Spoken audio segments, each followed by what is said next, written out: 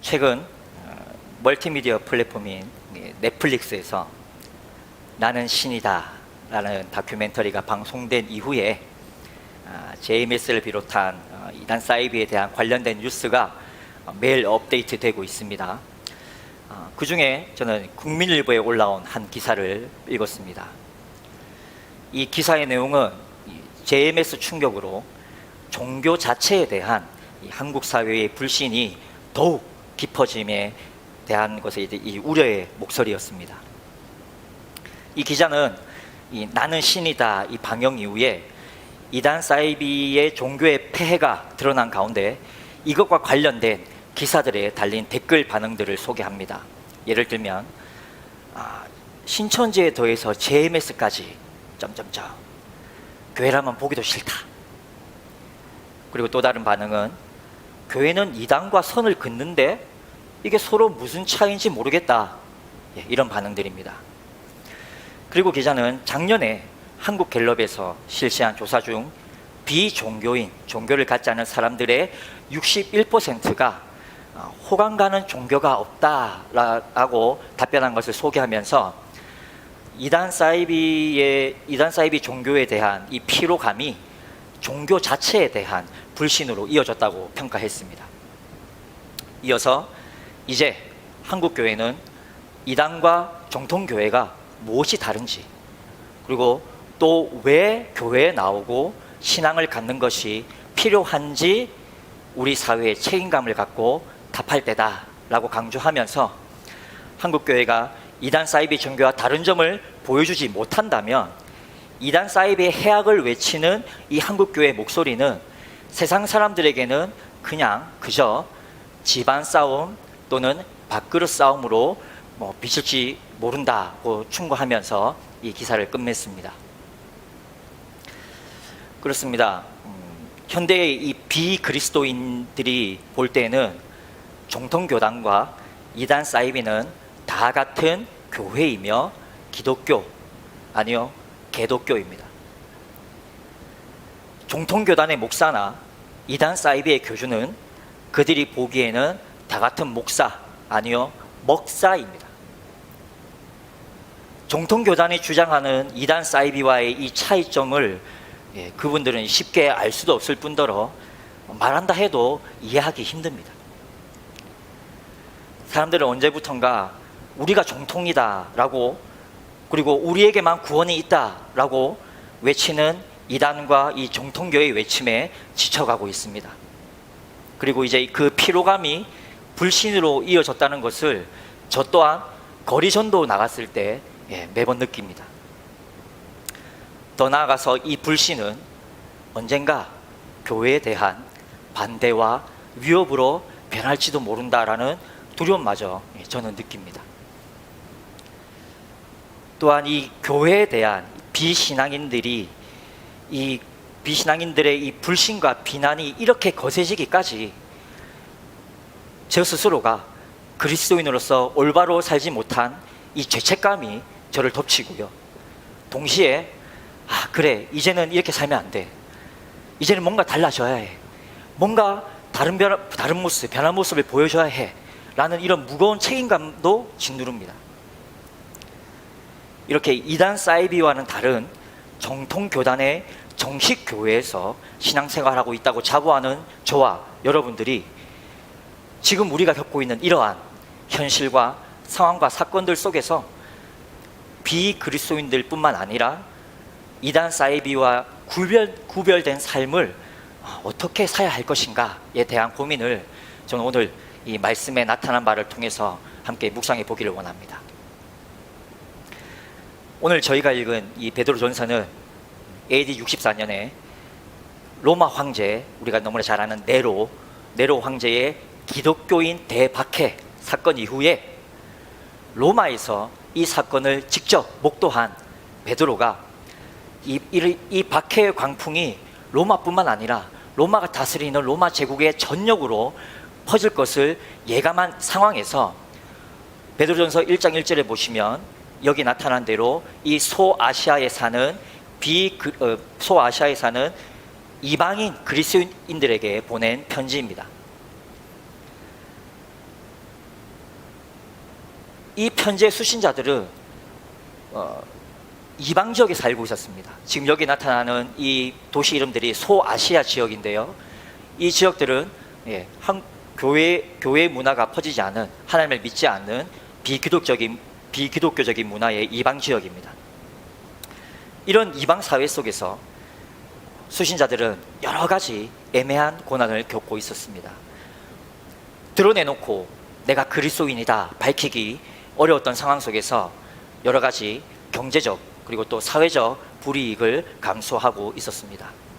예를 들어보면 베드로전서 4장 4절을 보시면, 앞에 있는 말씀을 참고하시면 됩니다. 베드로전서 4장 4절을 보시면 이방인들의 이 음란하고 방탕한 삶과 달리 이 소아시아 지역의 이방인 그리스도인들은 구별된 삶을 나름대로 잘 살고 있었습니다. 그런데 그러한 삶을 산다는 것 자체가 그들과 함께 사는 이방인들에게는 비방거리 그리고 미움과 비난을 초래하는 일이었습니다. 이렇게 다수의 이방인들 속에서 소수의 그리스도인으로 살아가는 이들의 형편은 베드로전서 1장 1절의 후반부에 나타난 것처럼 마치 낯선 환경에 처한 나그네와 같은 삶이었습니다. 거기다가 앞서 말씀드린 대로 주위에서 들려오는 네로 황제의 이 대박해 사건은 그들에게 더욱 불안과 두려움을 가중시켰습니다. 이러한 베드로전서의 수신자들의 정황들이 오늘 저와 여러분에게 대입이 됩니다. 물론 지금 이 현대를 살아가는 저와 여러분들은 베드로전서의 수신자들이 느꼈던 것 같은 신앙으로 인한 어떤 죽음, 고통, 고난의 어떤 그런 불안이나 두려움을 느끼는 것은 아닙니다. 하지만 우리나라처럼 다양한 종교가 허락되어 있고 그리고 유교적 문화가 기반이 된 이런 한국 사회, 그리고 여러분들의 가정 또는 여러분들이 일하는 그리고 여러분들이 살아가는 모든 그 곳곳의 삶의 현장 가운데 다수의 비그리스도인들 사이에서 나 한 사람이 또는 소수의 그리스도인들이 유일신앙을 가지고 그리스도인으로서 살아간다는 것 자체가 베드로전서의 표현처럼 나그네와 같은 삶인 것입니다. 더 나아가서 한국의 개신교는 큰 부흥을 경험한 뒤에 이 세상 사람들에게 온전한 교회다움을 보여주지 못함으로써 비난과 조롱의 대상이 되었습니다. 그러나 한국교회는 돌이키지 못했고 또 하나 되지 못한 사이에 이단과 사이비가 이렇게 활개치게 되었죠. 그리고 서로는 앞서 말씀드린 대로 현재 일어나는 이런 여러 가지 사건들과 상황들로 인해서 말과 행동이 다른 이 교회의 모습에 사람들은 이제 지쳤으며 그 불신은 더욱 깊어졌고 이 불신이 한국 교회를 위협하게 될지도 모른다는 불안감이 점점 커지고 있습니다. 이러한 이유들로 인해서 깊이의 차이는 있겠지만 이 베드로전서의 수신자의 상황들이 오늘 저와 여러분 이 한국에 사는 그리스도인들과의 상황과 이제 크게 다르지 않다고 보여지는 것입니다. 베드로전서는 이렇게 이방의 문화 속에서 비그리스도인들의 비난과 위협을 견디면서 예수 그리스도 안에서 그리스도인 다음으로 몸부림치며 살아가고 있는 성도들에게 보내는 격려의 서신입니다. 그럼 오늘 이 말씀이 오늘 저와 여러분을 동일하게 격려해 주시기를 소망하면서 사도 베드로는 어떤 말씀으로 성도들을 격려했는지 한번 자세히 알아보겠습니다. 베드로는 1장 1절부터 12절까지의 이 도입부에서 산 소망을 주신 하나님을 찬양하고 성도는 넘치는 구원의 은혜와 하늘의 산 소망을 가진 자다라는 것을 상기시키면서 수신자들을 먼저 격려합니다. 그리고 이어서 우리가 읽은 본문 그러므로 라고 시작되는 이 13절부터가 이 서신의 본론의 시작입니다. 우리 13절을 같이 한번 다시 읽어볼까요? 시작. 그러므로 너희 마음의 허리를 동이고 근신하여 예수 그리스도께서 나타나실 때에 너희에게 가져다 주실 은혜를 온전히 바랄지어다. 아멘. 성도는 하나님이 주신 산 소망을 가진 자들이기 때문에, 그러므로 마음의 허리를 동이고, 이 말은 수신자들이 처한 그 상황에서도 마음을 단단히 먹으라는 얘기입니다. 그리고 근신하여, 이 말은 정신 차리고 깨어 있으라는 말입니다.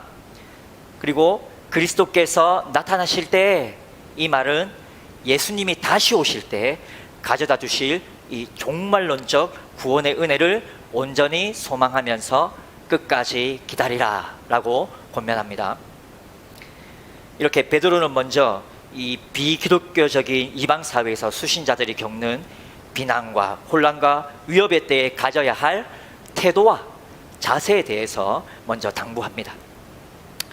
그것은 그들이 처한 상황으로 인해 신앙이 흔들리거나 사단이 유혹할 틈을 주지 말고 산 소망이신 하나님의 음성에 늘 귀를 기울이고 세속적인 욕구로부터 자기를 지키며 영적 나태에 빠지지 않도록 깨어 있으라는 정신적인 자세가 필요하다는 것입니다. 베드로는 이 베드로전서 4장 1절 상반부에서도 예수 그리스도께서 이미 육체의 고난을 받으신 것과 같은 마음으로 너희는 갑옷을 삼으라 라고 권면하거든요. 오늘 저와 여러분에게도 이러한 영적인 그리고 정신적인 무장이 필요합니다. 사도 바울은 에베소서 6장 10절과 11절에서 우리가 주님의 크신 능력 안에서 강건해지고 마귀의 유혹과 관계를 능히 대적하기 위해서는 하나님의 전신갑주를 입어야 한다라고 말합니다. 여기서 입으라라는 이 개념은 옛 사람을 벗어버리고 새 사람을 입는다는 개념과 같은 것인데, 하나님이 주시는 새로운 능력과 그 무기로 완전 무장해라 라는 말입니다. 그렇다면 우리가 가져야 할 이 무장, 이 무기들이 무엇이겠습니까? 이어서 나타나는 에베소서 6장 14절에서 17절의 말씀입니다. 진리의 허리띠, 그리고 의의 가슴판, 의의 흉배라고 하죠. 그리고 평화의 복음의 신발, 그리고 믿음의 방패, 그리고 구원의 투구, 마지막으로 성령의 검, 곧 하나님의 말씀, 바로 이러한 무기들을 우리는 무장하여야 합니다.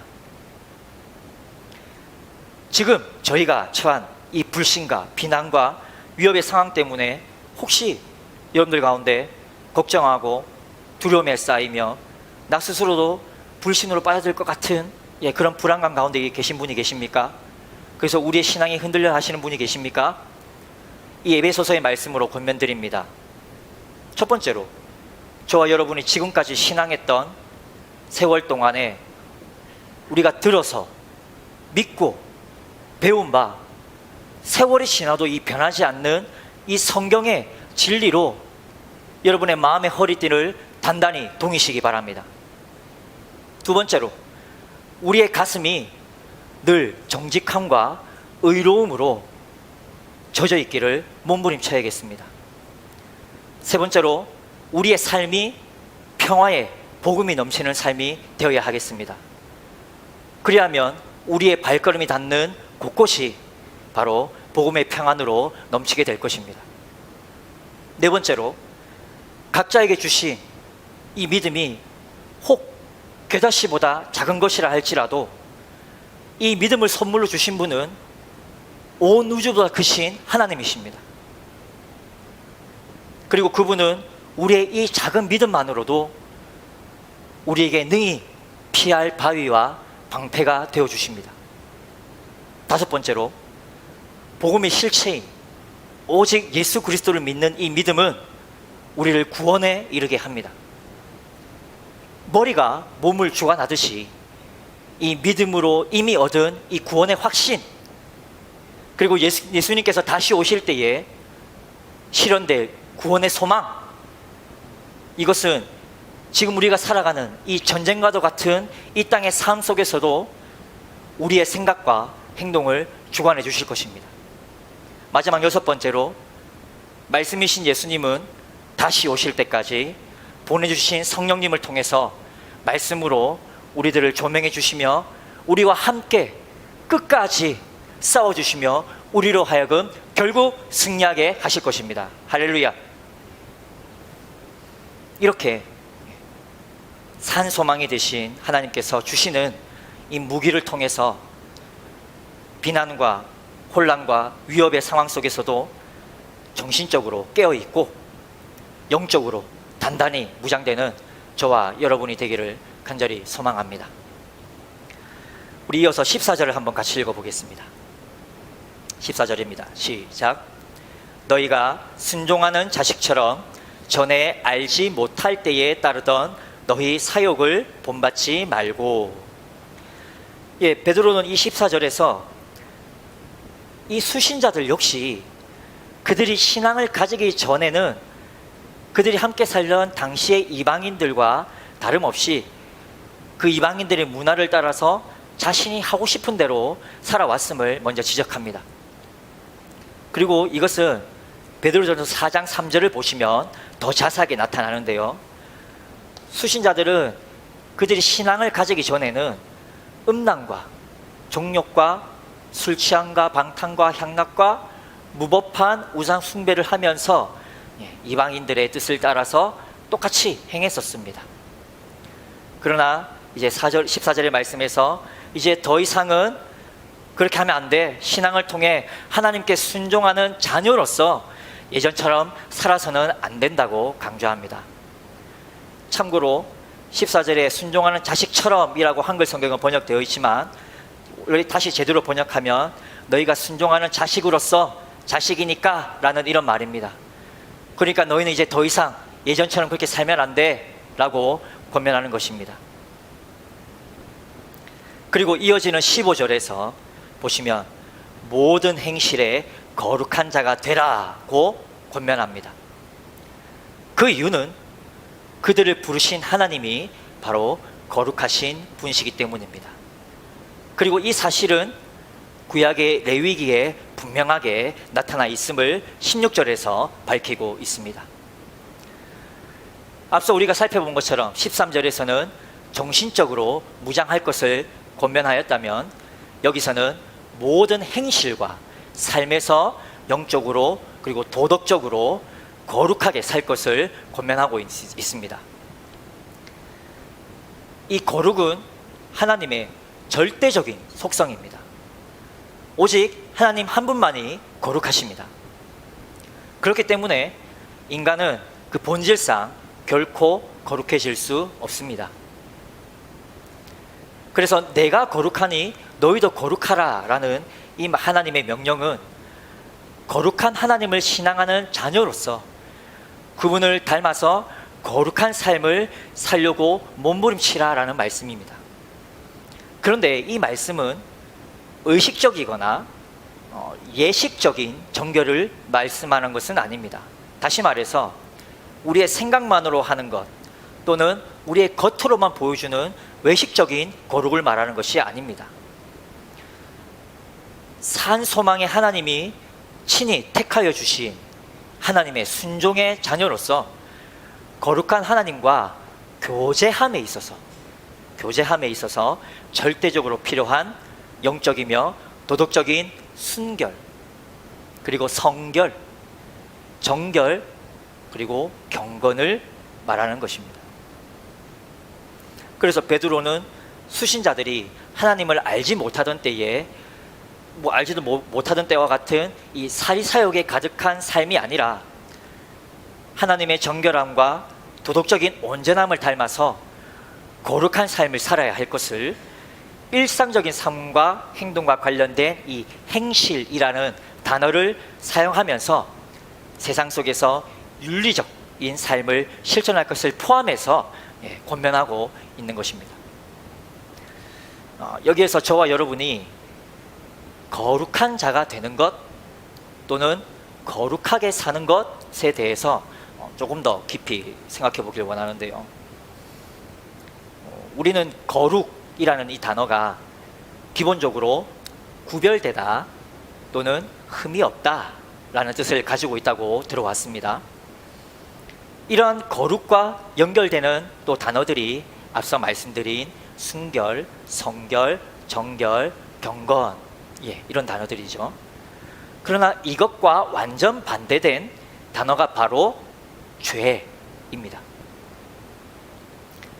죄의 어원은 관역에서 벗어났다라는 의미를 가지고 있다는 것을 여러분 한 번쯤 들어보셨을 겁니다. 즉 성경적으로 말하는 죄는 하나님의 목표에서 벗어난 것이다 라는 말입니다. 자, 그렇다면 이 개념을 다시 뒤집어서 이해하면 하나님의 목표에서 벗어나지 않고 하나님이 목표한 그 제자리에 딱 꽂혀 있는 것이 바로 거룩이다 라고 말할 수 있겠습니다. 그래서 저는 오늘 여러분들에게 거룩한 삶을 산다는 것은 바로 제자리를 지키는 삶이다 라고 말씀드리고 싶습니다. 그럼 그리스도인은 거룩한 삶을 살아내기 위해서 어떤 제자리를 지켜야 할까요? 첫 번째, 복음의 자리를 지켜야 합니다. 우리 본문지에 나오는 말씀인데요, 베드로전서 1장 18절에서 21절까지의 말씀을 같이 한번 읽어봅시다. 18절에서 21절의 말씀입니다. 시작. 너희가 알거니와 너희 조상이 물려준 헛된 행실에서 대속함을 받은 것은 은이나 금같이 없어질 것으로 된 것이 아니요 오직 흠없고 점없는 어린 양 같은 그리스도의 보배로운 피로 된 것이니라. 그는 창세전부터 미리 알림받으시니나 이 말세에 너희를 위하여 나타내신 바 되었으니 너희는 그를 죽은 자 가운데서 살리시고 영광을 주신 하나님을 그리스도로 말미암아 믿는 자니 너희 믿음과 소망이 하나님께 있게 하셨느니라. 아멘. 여러분, 이것이 복음입니다. 예수 그리스도의 온전한 복음은 저와 여러분의 신앙의 삶과 모든 행위의 근간이 되는 것입니다. 이 복음이 흔들리면 우리의 믿음은 바로 모래 위에 지은 집처럼 위태롭게 됩니다. 그래서 이단 사이비에 현혹되는 것입니다. 그리고 비그리스도인들의 이 비난과 위협에 대해서 의심과 두려움을 느끼게 되는 것입니다. 사랑하는 다음 가족 여러분, 우리에게 주신 복음의 자리를 잘 지켜내십시다. 우리가 듣고 믿은 바 이 복음은 결코 세뇌가 아닙니다. 세뇌란 사람이 본래 가지고 있는 그 의식을 다른 방향으로 바꾸는 것입니다. 본래 있던 것을 다른 것으로 바꾸는 것이 세뇌입니다. 그렇다면 이 복음의 자리를 지킨다는 것은 오히려 그 반대로 죄로 인해서 하나님의 목표와 의도와는 다른 방향으로 살았던 우리가 잊고 있었던 사실, 하나님께서 보시기에 심히 좋았더라, 그리고 심히 기뻐하셨던 이 창조물의 본래의 자리로 돌이키는 것이 바로 복음입니다. 그러므로 우리 호흡의 이 마지막 때에 우리가 하나님 앞에 설 때까지 이 복음의 자리를 잘 지켜내어서 우리에게 명령하신 거룩한 삶을 끝까지 잘 살아내는 저와 여러분이 되기를 간절히 소망합니다. 거룩한 삶을 살아내기 위해서 그리스도인들은 두 번째로 사랑의 자리를 지켜내야 합니다. 22절을 함께 읽어보실까요? 22절입니다. 시작. 너희가 진리를 순종함으로 너희 영혼을 깨끗하게 하여 거짓이 없이 형제를 사랑하기에 이르렀으니 마음으로 뜨겁게 서로 사랑하라. 아멘. 베드로는 외적 환난 중에서도 교회 공동체 안에서 서로를 사랑하고 있는 수신자들에게 순수한 마음, 깨끗한 마음으로 그 사랑을 더 뜨겁게 계속하라고 권면합니다. 방금 우리가 읽었지만 이 본문에는 그냥 마음으로라고 번역되어져 있는데 원문에는 이 마음으로를 수식하는 깨끗한 그리고 순전한, 순결하라는 단어가 괄호 처리되어 있습니다. 그리고 베드로는 뜨겁게 사랑하라 라고 말하는데, 이 말은 강렬하게 전력을 다해서 사랑하라 라는 말입니다. 그리고 이렇게 사랑할 수 있는 근거는 바로 진리를 순종함으로 영혼이 깨끗하게 되었기 때문이라고 말합니다. 여기서 이 진리는 바로 앞서 말씀드린 복음입니다. 복음에 순종하는 것, 그리고 복음의 자리를 지키는 것은 영혼을 깨끗하게 하여서 거짓 없는 형제의 사랑에 이르게 합니다. 깨끗하고 순수한 마음으로 뜨겁게 사랑하는 것, 그리고 거짓 없이 사랑하는 것은 바로 거룩함으로 사랑하는 것입니다. 그리스도 안에서 이 하나 되었다라는 지체의식, 바로 이것 때문에 이방 사회에서 살아가는 이 베드로전서의 수신자들은 그들 사이에서 인종과 신분이 서로 다름에도 불구하고 그들까지도 서로 사랑할 수 있었습니다. 우리 화면에 나오는 말씀을 같이 한번 읽어보실까요? 먼저 요한복음 13장 34절에서 35절 말씀입니다. 시작. 새 계명을 너희에게 주노니 서로 사랑하라. 내가 너희를 사랑한 것 같이 너희도 서로 사랑하라. 너희가 서로 사랑하면 이로써 모든 사람이 너희가 내 제자인 줄 알리라. 아멘. 그 다음 말씀입니다. 시작. 사랑하는 자들아, 하나님이 이같이 우리를 사랑하셨은즉 우리도 서로 사랑하는 것이 마땅하도다. 어느 때나 하나님을 본 사람이 없으되 만일 우리가 서로 사랑하면 하나님이 우리 안에 거하시고 그의 사랑이 우리 안에 온전히 이루어지느니라. 아멘. 우리가 이렇게 서로 사랑하는 것은 세상 사람들에게 우리가 예수 그리스도의 제자인 것을 드러내는 것이고, 보이지 않는 하나님이 우리 안에 거하심을 드러내는 것입니다. 우리 다음 가족들이 앞으로도 복음 안에서 이러한 거짓 없는 사랑으로 서로를 사랑하며 순수한 마음으로, 그 순수한 마음에서 시작된 더욱 뜨겁고 격렬한 사랑이 더 넘쳐나서 하나님의 거룩을 드러내는 공동체가 되기를 간절히 소망합니다. 네. 자, 마지막으로 거룩한 삶을 살아내기 위해서는 말씀과 기도의 자리를 지켜야 합니다. 23절에서 25절 말씀까지 한번 읽어보겠습니다. 23절부터입니다. 시작. 너희가 거듭난 것은 썩어질 씨로 된 것이 아니요 썩지 아니할 씨로 된 것이니 살아있고 항상 있는 하나님의 말씀으로 되었느니라. 그러므로 모든 육체는 풀과 같고 그 모든 영광은 풀의 꽃과 같으니 풀은 마르고 꽃은 떨어지되 오직 주의 말씀은 세세토록 있도다 하였으니 너희에게 전한 복음이 곧 이 말씀이니라. 아멘. 베드로는 여기에서 말씀을 썩지 않는 씨라고 표현했는데, 원문으로 보시면 더 정확한 의미는 씨 뿌림이라는 말입니다. 씨 뿌림, 씨 자체가 아니라 씨 뿌림. 즉 말씀의 씨 뿌림이란 바로 복음을 선포하는 것을 의미합니다. 그래서 베드로는 25절에서 너희에게 전한 복음이 곧 이 말씀이라고 했죠.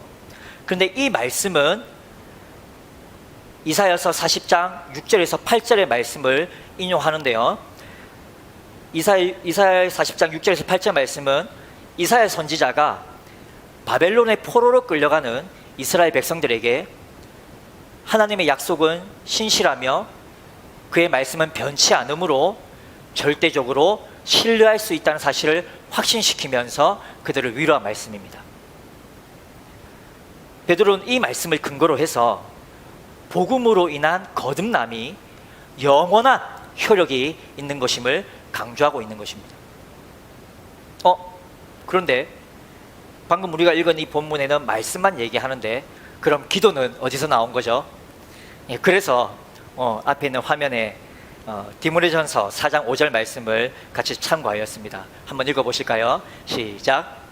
하나님의 말씀과 기도로 거룩하여 짐이라. 아멘. 그렇습니다.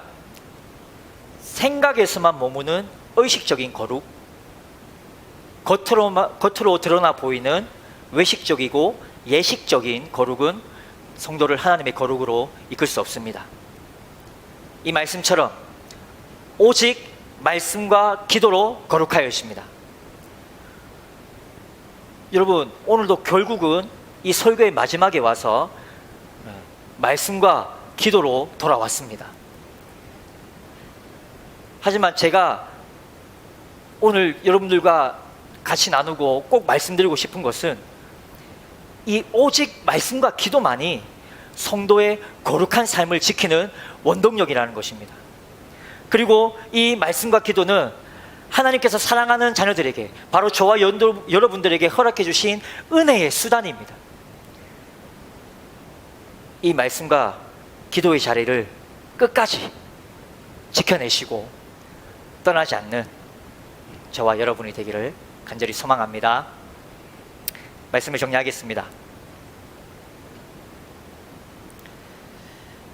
다음 교회에 와서 평신도로 먼저 이렇게 신앙생활하고 그 후에 부교역자로 임명을 받아서 사역한 지가 이제 올해 4년 차가 되었습니다.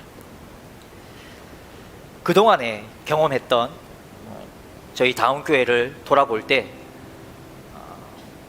우리 다음 가족들은 각자의 삶 속에서 나름대로 제자리를 지키는 거룩한 삶을 살기 위해서 몸부림치고 있다는 것을 너무나 많이 느끼고 있습니다. 그래서 어딜 가도 저는 다음 가족들에 대한 자부심이 있고, 제가 이 다음 교회를 섬기는 사람이라는 것에 대해서 너무나 자랑스럽습니다. 그래서 이것과 함께 저는 오늘 이 설교를 준비하면서 이 베드로의 권면을 묵상했을 때 우리 다음 가족들의 이 거룩을 향한 몸부림이 끝까지 변하지 않기를 간절히 바라게 되었습니다. 그래서 이 소망 안에서 여러분들에게 한 번 더 권면드립니다. 오늘 찬양하기 전 먼저 읽었던 그 말씀을 다시 한번 기억해 보시기 바랍니다. 하나님의 충성되고 신실한 종이었던 그 모세라 할지라도 하나님의 거룩을 드러내지 못하여서 가나안을 그저 멀리서 바라볼 수밖에 없었다는 이 사실에 우리는 경각심을 가져야 합니다. 현대의 한국교회가 하나님의 거룩을 더 이상 드러내지 못하고 이단 사이비로 인해서 교회에 대한, 그리고 그리스도인들에 대한 이 세상 사람들의 불신과 비난이 더욱 심화되어진 때를 우리는 살고 있습니다. 경각심을 가지고 더욱 마음의 허리를 동이고 근신하고 깨어서 지금 저와 여러분이 지키고 있는 이 복음의 자리, 그리고 이 사랑의 자리, 그리고 이 말씀과 기도의 자리에서 끝까지 버텨내면서 거룩한 삶을 향해서 몸부림 함께 쳐봅시다. 이것을 통해서 하나님의 거룩과 사랑을 드러냄으로써 비그리스도인들의 불신을 확신으로, 그리고 그들의 비난을 칭찬으로 바꾸며 복음 전파의 사명을 온전하게 감당해내는 저와 여러분이 되기를 원하고 바라고 기도하겠습니다.